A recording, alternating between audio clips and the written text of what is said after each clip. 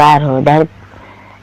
हरिंद्रानंद साहब जी को प्रणाम। शक्ति स्वरूपा नीलम दीदी को प्रणाम। मेरा प्रणाम स्वीकार हो। धरती स्थल पर धरती मैया को भी प्रणाम। मेरा प्रणाम स्वीकार हो। जितना मेरे वीडियो को देख रहे हैं, सुन रहे हैं, उन भाई गुरु बहन लोग को भी प्रणाम। मेरा प्रणाम स्वीकार करना और वीडियो को प्यार भरा दुलार से देखते रहिएगा। हरिंद्रानंद साहब जी 3 सूत्र दिए हैं हम लोग को, जो कि 3 सूत्र पाकर हम लोग जनमानस धरती पे हम लोग भाग्य हम लोग का खुल गया है। 3 ही सूत्र में सारी शक्तियाँ समाहित हैं। पहला में दया मांगना है गुरु जी से। जैसे रूप में दया मांगे वैसे ही रूप में गुरु जी दया बरसाते रहते हैं हमेशा। दूसरा में चर्चा करना है। चर्चा तो कहीं भी हो सकता है, घर में भी हो सकता है, मोबाइल द्वारा भी हो सकता है चर्चा। ये चर्चा ही हो रहा है। जो वीडियो को सुनते हैं वही चर्चा है। शिव गुरु चर्चा करने से शिव गुरु ज्ञान की प्राप्ति करते हैं, अंधकार को मिटा देते हैं और उजाला की ओर ले चलते हैं, मार्ग दिखाते हैं गुरु जी। और कंगन बांधने में भी लाभकारी हैं। 4 दिशा 27 नक्षत्र से गणना हुआ है कंगन का 108 दाने का, जिसे पहन लेने पर ग्रह दुख परेशानी तो कम हो जाता है। अगर टूट जाए तो सोचिए कि गुरु जी हम लोग का परेशानी ग्रह कंगन द्वारा ही टूट गया है तो चले जाते हैं, फिर उसको गुथ कर पहनना चाहिए। कंगन बहुत लाभकारी है। सूक्ष्म तरंगो वाहक से बना है ये कंगन। तीसरा में नमः शिवाय से प्रणाम करना है। प्रणाम करने से कर्म फल पास होगा। गुरु जी तो जैसे चंदा मामा है वैसे घर घर के मेरे बाबा भोले बाबा बने हुए हैं। चंदा मामा के ऐसे ही एक चर्चा हम दे रहे हूँ। चर्चा को सुनिए। एक बार प्राचीन काल के समय में ब्रह्मा जी और विष्णु जी और महेश्वर शिव गुरु तीनों लोग आपस में बात कर रहे थे।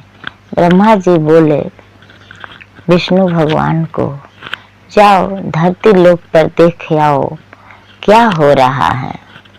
तो पहले तो विष्णु भगवान धरती लोक पर आए, घूम कर चले गए। जाकर ब्रह्मा जी से बोले हम तो कुछ नहीं देख पाए, हमको तो कुछ दिखाई नहीं दिया। फिर ब्रह्मा जी भोले बाबा को भेजे, शंकर भगवान को, तो वो आए धरती पर देखने के लिए कि धरती पर क्या हो रहा है। तो आए बालक बनकर, बालक रूप में आए भोले बाबा धरती पर। तो एक जगह खेत में गेहूं का फसल लगा हुआ था। बहुत अच्छे अच्छे बाल उसमें लगे हुए थे फसलों में। भोले बाबा ने 4 बाल को तोड़ लिए कि हम सबूत दिखाएंगे, धरती लोक से हम आए हैं ब्रह्मा जी को। तो लेकर गए 4 बाल को लेकर गए। तो ब्रह्मा जी बोले ये 4 बाल धरती पर से आ गए हो तो हाँ क्या क्या देखे हो धरती पर। तो हम तो कुछ नहीं देख पाए लेकिन कुछ सबूत लाए हैं। तो 4 क्या लाए हो। तो 4 बाल लाए हैं हम धरती से, गेहूं के बाल 4 लाए हैं। ब्रह्मा जी बोले कि ये किसी दूसरे के खेत में से ही न लाए हो 4 बाल गेहूं का। इसका दंड कौन भुगतेगा ये 5 बालों का। जाओ फिर से जाओ धरती लोक पर ये 5 बाल का दंड भुगतना पड़ेगा। शंकर भगवान बोले कैसे जाएं। तो बालक बनकर जाओ यहाँ से स्वर्ग लोक से। भोले बाबा बालक के रूप में धरती पर फिर आए वो किसान के खेत में जाकर बैठ गया। छोटा सा बालक रूप था उनका। बैठ गया, शाम हो गया। शाम ढलते गया तो खेत वाले आए, बुढ़िया माई आई खेत घूमने के लिए। तो बोली कि खेत पर कौन बैठा है। उनका कोई पुत्र नहीं था, बस बुढ़िया माई बस ही थी। उनका पति भी नहीं था। बुढ़िया माई अकेली बोले कि क्या बैठे हो बालक, इस खेत पर क्या बैठे हो। वो तो आए थे भगवान अपना दंड को पूरा करने के लिए, भुगतने के लिए धरती लोक पर।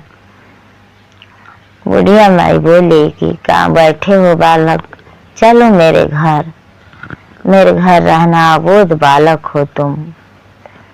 बुढ़िया माई बालक को लेकर अपने घर गई।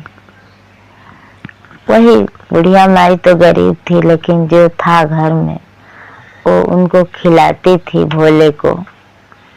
भोला उनका नाम भी पड़ा था। एक भोला का दंड भुगतने का 2 साल बीत चुका था, तीसरा साल था। भोला तीसरा साल में एक बार सब लोग गंगा जी नहाने के लिए जा रहे थे। तो बुढ़िया माई बोली कि हमको भी मन कर रहा है कि गंगा जी जाकर स्नान कराएं, दर्शन कराएं गंगा मैया का। बुढ़िया माँ के घर के लोग बोले कि जाओ कर आओ, भोला को लेकर चले जाओ, स्नान कर आओ, कर लाओ। तो भोला को लेकर बुढ़िया माई चल दी स्नान करने के लिए। वो एक जगह गड्ढा में पानी जमा हुआ था, कीचड़ ही था, थोड़ा सा पानी था और कीचड़ था उसमें। बुढ़िया माई को भोला बोला कि इसमें स्नान कर लो।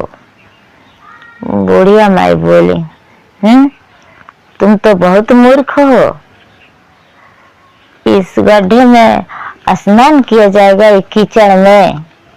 भोला बोला मन चंगा तो कठौती में गंगा, इसी में स्नान कर लो ना, कर लो, बहुत दूर है गंगा जी। भोले का बात सुनकर बुढ़िया माई को वो वही गड्ढा था, उस गड्ढे में ही कीचड़ में उतार दिए और उसी में से स्नान करके बुढ़िया माई घर आई। वो तो समझती नहीं थी कि ये तो भगवान है, भोले बाबा हैं, अपने दंड को भुगतने के लिए धरती लोक पर आए हैं, ब्रह्मा जी ने भेजे हैं। वो तो चिन्ह नहीं पाते थे। घर पर आई, स्नान करके तो बोली कि ये भोला क्या करेगा, पागल आदमी, हमको तो ले जाकर गड्ढे में ही नहवा दिया है, कीचड़ लगा हुआ है, अब क्या हो।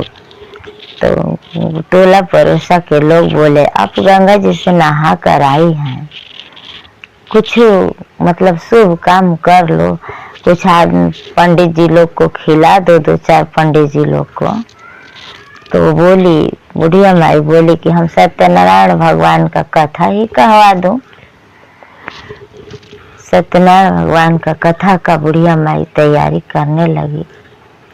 भगवान आ गए थे, कथा तैयारी हो गया था, लेकिन बुढ़िया माई वस्त्र नहीं पहनी थी अभी। और भगवान आकर छज्जे पर बैठ गए थे उनके घर में। अभी चौका वौका पूरा नहीं गया था आंगन में। छज्जे पर से सब देखते ही रहे। विष्णु भगवान बोले कि जल्दी करो ना, वो तैयारी हो रही थी, बुढ़िया माई कपड़े पहन रही थी। तो बोला कब से कपड़ा पहनोगी। वो भगवान आकर बैठ गए हैं, कब से छज्जे पर जाकर बैठ गए हैं, सबको देखते हैं। तुम अभी तक कपड़े नहीं पहने हो।